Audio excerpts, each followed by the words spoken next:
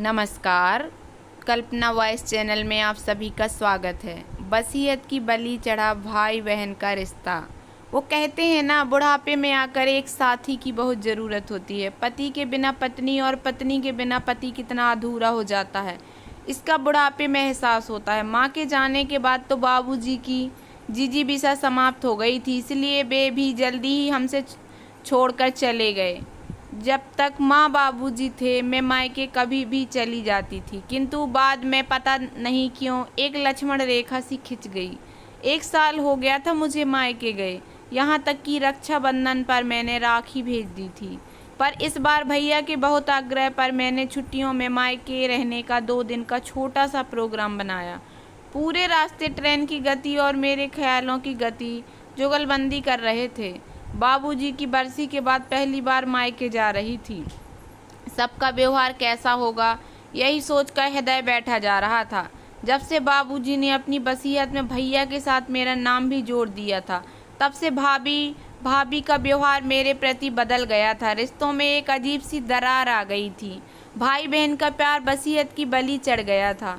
अरे बेटियां अपने मायके सिर्फ अपने माता पिता भाई भाभी का स्नेह लेने के लालच में मायके आती हैं।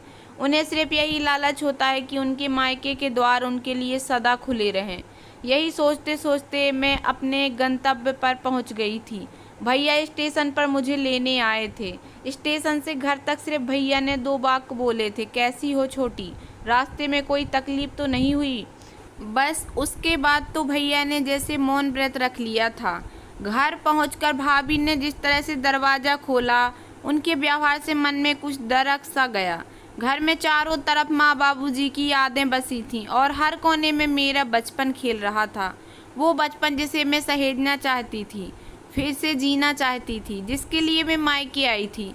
हर बेटी की तरह मुझे भी मेरा मायका जान से ज़्यादा कीमती था।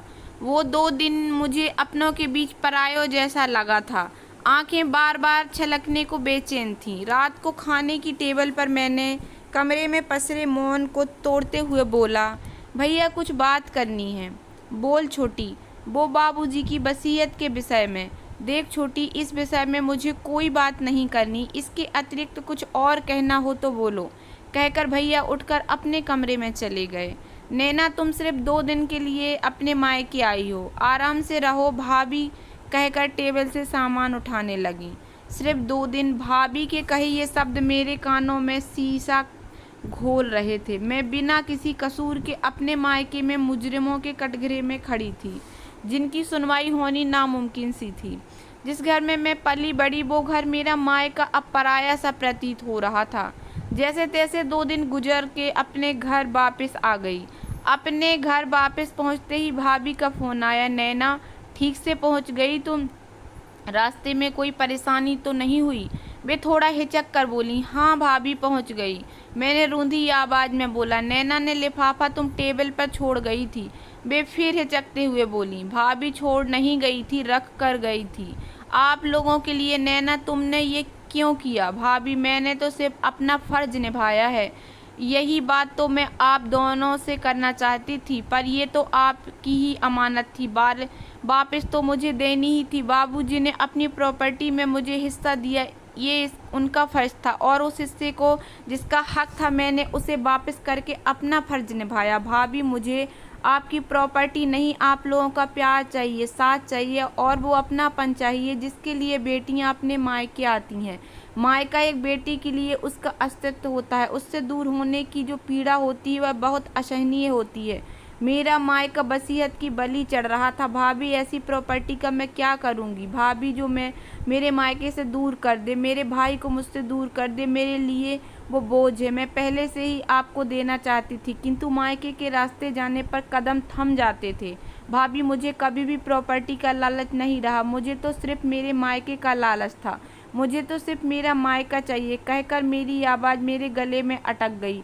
छोटी, तू कब इतनी बड़ी हो गई, पता ही नहीं चला। तेरी बातों ने तो मुझे बौना कर दिया। हम तो स्वार्थ और गलतफहमी की आग में अपने रिश्ते स्वाहा कर रहे थे।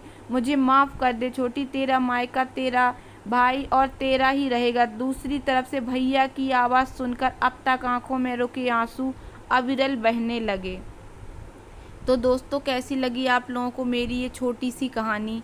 अगर आप लोगों को ये कहानी पसंद आई हो तो प्लीज़ मेरे वीडियो को लाइक कर देना। चैनल पर नए आए हो तो प्लीज़ सब्सक्राइब कर लेना और ज़्यादा से ज़्यादा शेयर करना। धन्यवाद।